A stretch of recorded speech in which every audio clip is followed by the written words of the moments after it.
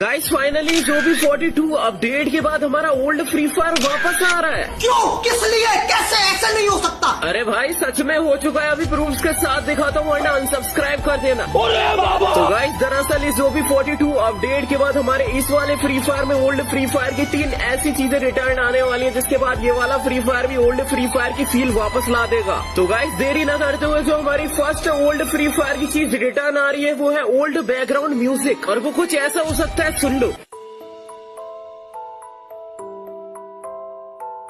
इसके बाद जो सेकंड चीज रिटर्न में आ रही है वो है विंटरलैंड मैप, जिसके बाद आपको फ्री फायर में हर जगह सिर्फ बर्फ देखने को ही मिलेगी, पुराना फील वापस आ जाएगा। लेकिन फाइनली हमारी इस लिस्ट की 3rd नंबर की चीज को तो देख के हर एक फ्री फायर के ओल्ड प्लेयर को रोना भी आ सकता है। तो फाइनली क्या है वो चीज, वो तो आपको दिखाई दूंगा, लेकिन उससे पहले अगर आप भी ओल्ड फ्री फायर लवर हो तो इस शॉट को लाइक करके कमेंट में I love old free fire भी लिख देना। तो गाइस हो सकता है विंटरलैंड की ओल्ड लॉबी भी रिटर्न आ